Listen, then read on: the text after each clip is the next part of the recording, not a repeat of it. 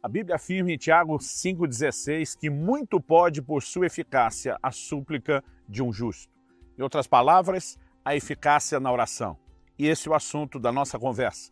Nos próximos minutos, vamos compreender um pouco mais a respeito da oração eficaz. Fique comigo.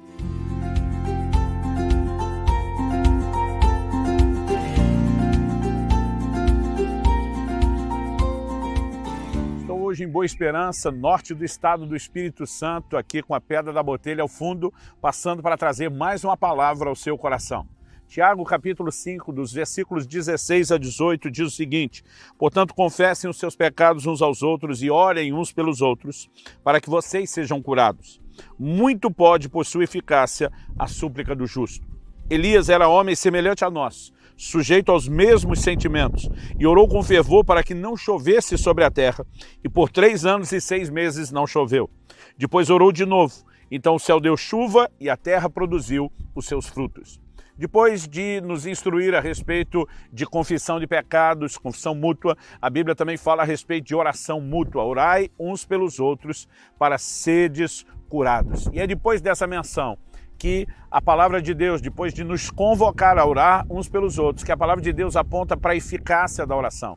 Quando ela diz, muito pode por sua eficácia a súplica de um justo. Nós precisamos entender o que significa oração eficaz. Tiago, capítulo 4, versículo 2, diz, nada tendes porque não pedis. Há pessoas que não recebem de Deus porque não oram. Mas Tiago, capítulo 4, versículo 3, o seguinte, diz, pedis e não recebeis porque pedis mal. Então precisamos orar para receber, quem não ora não recebe. Mas não adianta orar de modo errado. Quando a Bíblia diz porque pedis mal, não é uma formulação de frase, isso envolve princípios. Tiago vai dizer, pedis mal para esbanjados em vossos próprios deleites. Em outras palavras, ele fala de uma motivação de egoísmo. E quando quebramos princípios que envolvem a oração, os resultados acabam sendo nulos, igual a não orar. Então precisamos entender o que determina a eficácia da oração. Acredito que, em primeiro lugar, nós precisamos de uma mentalidade correta. Eu gosto de dizer que o entendimento correto nos leva a uma fé correta e a fé correta nos leva ao lugar ou aos resultados corretos. Por outro lado, o entendimento errado nos leva a uma fé errada que nos direciona ao lugar ou aos resultados errados. Muitas pessoas, quando vão orar, elas agem quase como se estivesse estendendo um chapéu diante de Deus para mendigar alguma bênção ou favor. Nós precisamos entender o lugar que temos em Deus. O livro de Hebreus diz que nós podemos entrar com ousadia no Santo dos Santos pelo sangue de Jesus. Precisamos entender o que a obra de Cristo fez por nós, o direito de acesso que nós temos. E também precisamos entender um Deus que deseja responder às nossas orações. Foi Ele que nos instruiu a orar. Foi Ele, em sua palavra, que falou a respeito da eficácia da oração e dos resultados que nós podemos ter. Então acredito que esse é o ponto de partida para quem quer viver oração eficaz, é entender que Deus deseja responder às nossas orações. Em Mateus, no capítulo 7, dos versículos 7 a 11, nosso Senhor Jesus diz que se um filho pedir ao pai pão, vai ganhar pão e não pedra. Se pedir peixe, vai ganhar peixe e não serpente ou escorpião. E depois o Senhor diz, se vocês são maus, sabem dar boas dádivas aos vossos filhos, quanto mais o Pai Celestial. Precisamos entender que o Pai tem um coração desejoso de nos abençoar. Hebreus 11,6 diz que Ele é galardoador, recompensador daqueles que o buscam. É importante olharmos também para as Escrituras e vemos declarações muito explícitas de Jesus, como Marcos 11:24. E diz, eu vos afirmo que tudo quanto em oração pedirdes, crendo que assim será convosco, vocês vão receber. Olhando para essas declarações bíblicas, a nossa fé se fortalece. Em Lucas 18, depois de ensinar numa parábola sobre o dever de orar sempre e nunca desfalecer, Jesus conclui dizendo que é certo que o Pai nos fará justiça, Ele depressa nos fará justiça, Ele ouvirá a nossa voz. Em João, no capítulo 14 e no versículo 13 e 14, Jesus diz, e tudo o que vocês pedirem em meu nome, isso farei, a fim de que o Pai seja glorificado no Filho. Se me pedirem alguma coisa em meu nome, eu o farei. Daqui a pouco eu vou falar a respeito do que é orar em nome de Jesus. Mas acredito que precisamos primeiro fortalecer, né, essa ideia, essa mentalidade de um Deus disposto a agir. Não apenas para que Ele seja glorificado por meio da sua intervenção, mas porque Ele deseja nos abençoar, porque Ele deseja nos suprir. Muitas vezes Deus vai fazer as coisas para nos agradar. Em João 16, por exemplo, versos 23 e 24, Jesus diz: naquele dia vocês não me perguntarão nada. Em verdade lhes digo, se pedirem ao Pai alguma coisa em meu nome, Ele lhes concederá. Até agora vocês não pediram nada em meu nome. Peçam e receberão, para que a alegria de vocês seja completa. Essa frase, para que a alegria de vocês seja completa, né, evidencia que o Senhor está apontando na direção de um Deus que deseja acrescentar algo aos nossos corações para nos alegrar. Isso não significa que Deus nos tratará como filhos mimados, que quando batem o pé ou fazem birra conseguem, né, do Pai tudo que querem, mas nós precisamos entender um coração amoroso e disposto a abençoar. Paulo, escrevendo a Timóteo, fala a respeito de Deus que nos concede coisas para o nosso aprazimento, para nos agradarem. E quando eu olho para as Escrituras, eu vejo, né, como Deus aparentemente se humilha, se rebaixa a um nível de atender a petição de um mero mortal a quem Ele criou. Isso demonstra apenas o coração fantástico de Deus. Depois de Josué orar e o sol, né, parar, a Bíblia diz em Josué capítulo 10, versículo 14, não houve dia semelhante a esse, nem antes e nem depois dele, tendo o Senhor assim atendido a voz de um homem, porque o Senhor lutava por Israel. Né? Deus atendeu a voz de um homem, não apenas porque esse lhe clamou, mas clamou alinhado ao propósito, às promessas que Deus já havia feito. Então, depois de entender que Deus deseja, né, e não apenas pode, mas deseja responder às nossas orações. Me lembro quando adolescente de alguém dizendo, olha, um homem rico pode me dar muito dinheiro, mas não é porque ele tem o poder, os recursos, que significa que eu terei. Só terei se ele quiser. E nós precisamos entender que com Deus não é diferente. Ele não apenas pode, mas Ele quer. Em segundo lugar, temos que reconhecer que há empecilhos à oração.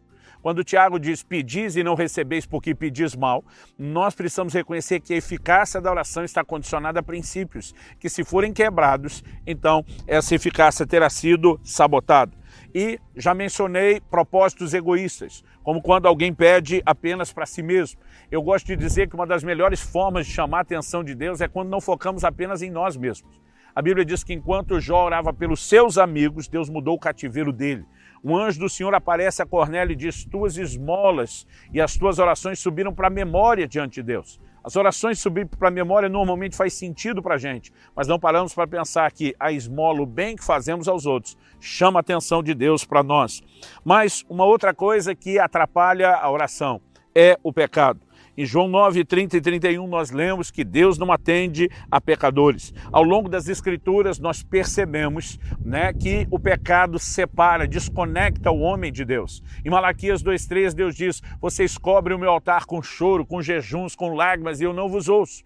Versículo seguinte, o 14, traz a pergunta, e vocês questionam por quê? Deus diz, porque o Senhor foi testemunha da aliança entre ti e a mulher da tua mocidade com a qual tu foste desleal.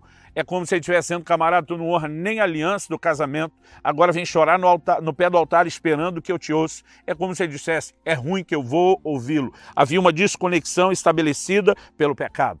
Jesus também falou a respeito da falta de perdão. E disse que quando estivéssemos orando, nós deveríamos perdoar as ofensas, porque senão o Pai Celeste não vai nos perdoar. Ele não vai nos atender. Né? A falta de perdão pode entrar na classificação de pecado, mas acredito que é importante que a gente destaque, né, que a desconexão horizontal com as pessoas pode gerar desconexão vertical para com Deus. O apóstolo Pedro diz, maridos, tratem as vossas esposas com honra, como vaso mais frágil, para que não sejam impedidas as vossas orações.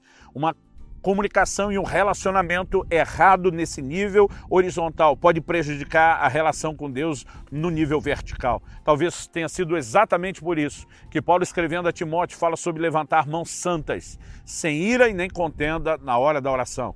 Sem ira nem contenda, fala de pecados de relacionamento, porque se desconectamos no horizontal, haverá desconexão na vertical. Então, a Bíblia vai falar sobre elementos, além da falta de perdão, como dissensão, discórdia, divisão, que atrapalham. Mas algo que, embora pareça óbvio, precisamos mencionar, é que muitos, na verdade, estabelecem um empecilho à oração que é a falta de fé. Desde o reconhecimento de que Deus tanto deseja como pode fazer, como acreditar que talvez Ele faça até para outros, mas não para si.